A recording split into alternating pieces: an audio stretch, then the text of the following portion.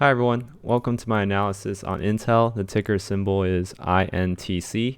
And in this video, I'm going to talk about some reasons why Intel is an attractive stock to look at right now, and also some risk factors. And as always, this is just my opinion and not investment advice.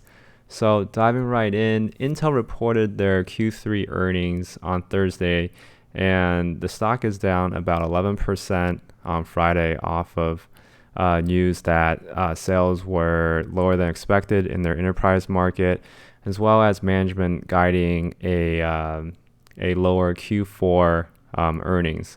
So the stock is down 11%. So as of right now, Intel is a $216 billion company that generates about $80 billion of revenue in the trailing 12 month. As always, let's quickly look at what they do. So Intel is a storied blue chip company that's founded in 1968. It's a big player in the semiconductor industry. It's really known for manufacturing and designing CPUs, or central processing unit, which is a key component for computers. So their business is broken out into 5 segments. They have the data center group, where they make CPUs for servers with their flagship Xeon processor and the adjacent products that support that. They have their Internet of Things group.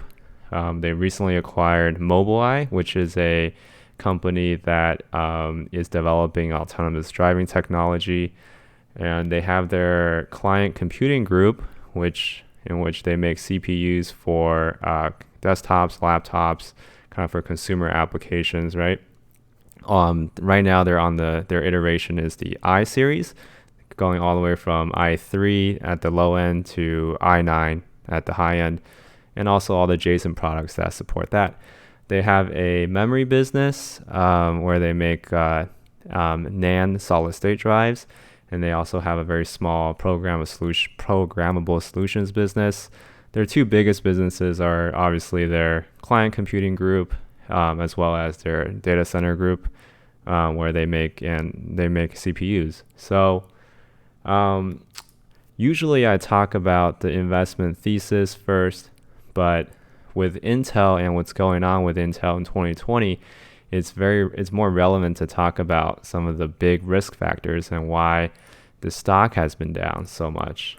So number one, I think Intel has been so dominant for years, for maybe a decade or so, even more, that I think they've become, because they're winning so much, they've become kind of complacent, and they've let their competitors like AMD and TSM steal a ton of market share in the CPU space.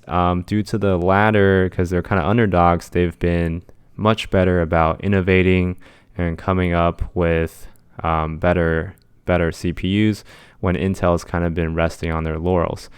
And one kind of symptom of that is that it's been very public, but Intel's had a lot of issues and delays with moving to more advanced manufacturing technologies, like the 10 nanometer, which has been pushed out to 2021, and the 7 nanometer, which has been pushed out to 2022. So there's a lot of technical videos on YouTube that talk about this. I'm not going to go into it. But unlike AMD and NVIDIA, which are their competitors, Intel manufactures their own chips in-house. And I think that because AMD has chosen to outsource the manufacturing of their chips, it's allowed them to specialize and kind of innovate in just designing the chips, and it's allowed the manufacturer TSM to specialize and innovate in manufacturing the wafers and the chips. And together, because they're specializing in their respective areas of expertise, they've come up with a better, more cost-efficient product that Intel is able to put out. And that's also because Intel's, like I said, kind of been resting on their laurels. And so Intel unlike them, they're vertically integrated. They design and manufacture their chips. They've been having a ton of issues with that. They've had a ton of delays. The third thing that's really worrisome for me is that management seems to be very unclear about the solution and the strategy of Intel with regards to manufacturing chips going forward. And that's, as someone who's like a potential investor, that's very worrisome, because the management's talked about how they're thinking about the possibility of outsourcing the manufacturing to TSM and or others, kind of going letting the production go to a third party.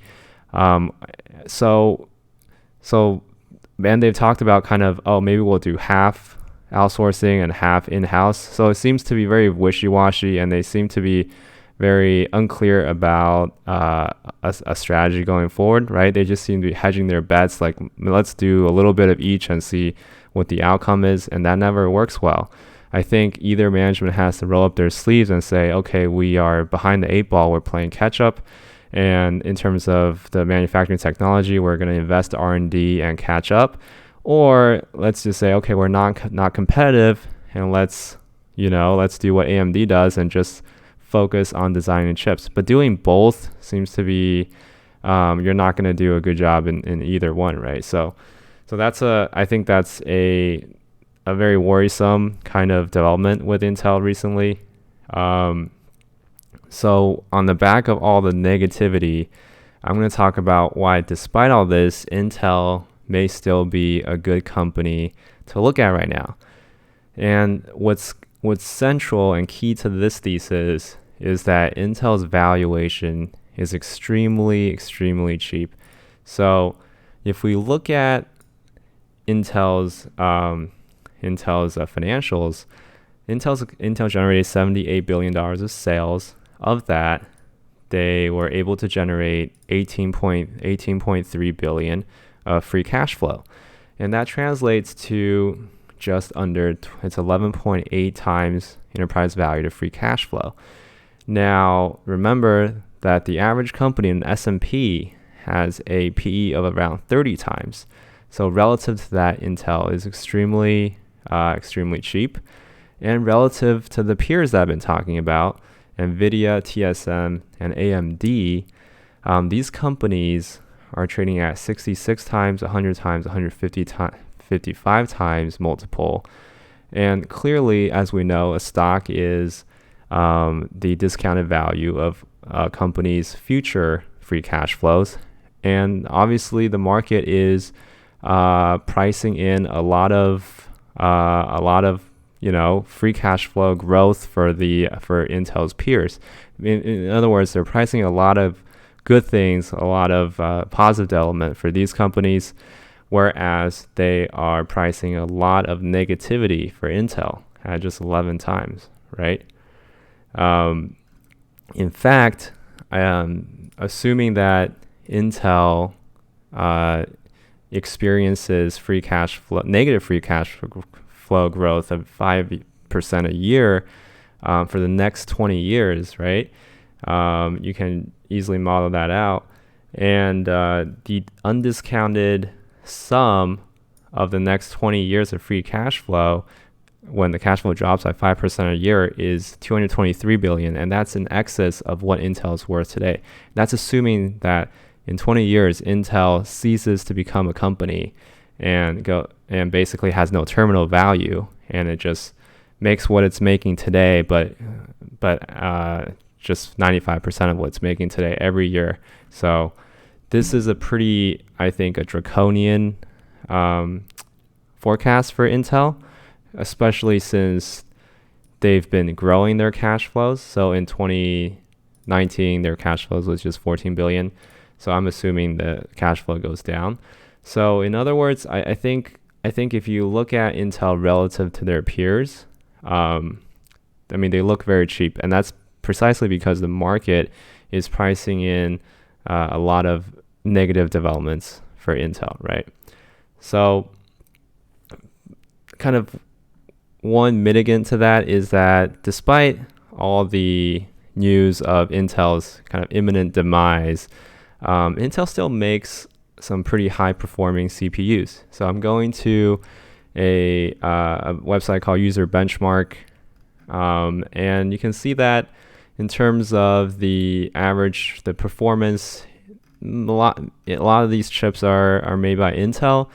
Even in terms of 8-core performance, a lot of these are still occupied by Intel. So what I'm not an expert, but what I've kind of heard from my friends who know this stuff is that AMD tends to produce a better bang for the buck, right? They can produce more cores at the same price point or even lower than Intel. So however, in terms of their like single core performance, Intel is still better. So Intel is still better at running like a single application or a game, right?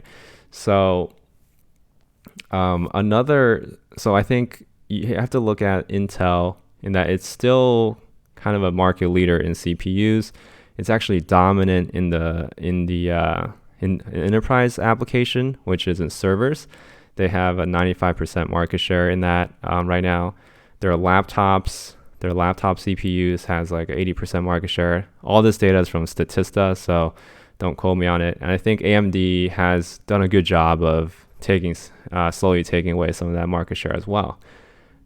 Thirdly, Intel is planning to sell their memory business, their NAND business, the solid state drives, to a Korean company called SK Hynix.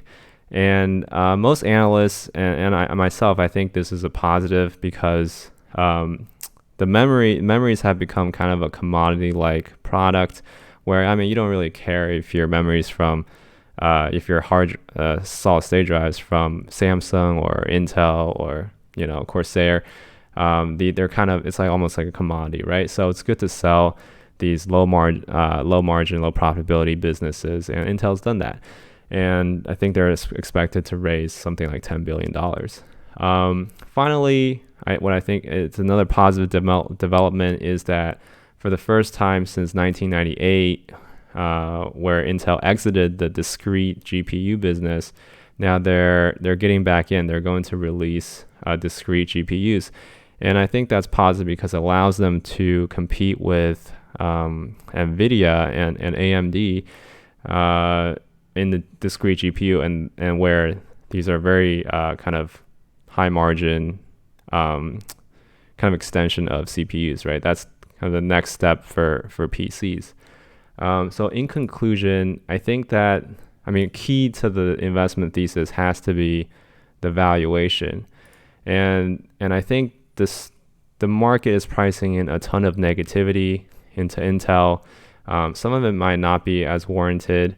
Some of it might not be too warranted, but some of it definitely is. That being said, I think if as a potential investor for Intel, I wouldn't invest with the thinking that the stock will double or go up a lot. I would always almost look at it as a fixed income investment in that you're purchasing a stock with a great deal of margin of safety because of how cheap it is, and it's very strong cash flow generation, and you get to collect a 272.77% dividend on top of that, right? So if your mentality is that you think the stock's gonna go up a lot or double, I think that's misguided because of all the headwinds they're facing that I talked about in the risks. But if you treat it like a fixed income investment with a great margin of safety and a stable, almost a coupon in the form of a dividend or share buybacks, this could definitely make a lot of sense, right? So let me know what your thoughts are on Intel down below in the comments. Even though I've been kind of doing stock analysis for a long time, I'm very new to making YouTube videos about it. So let me know if this format works and what I can improve on. And thanks for watching.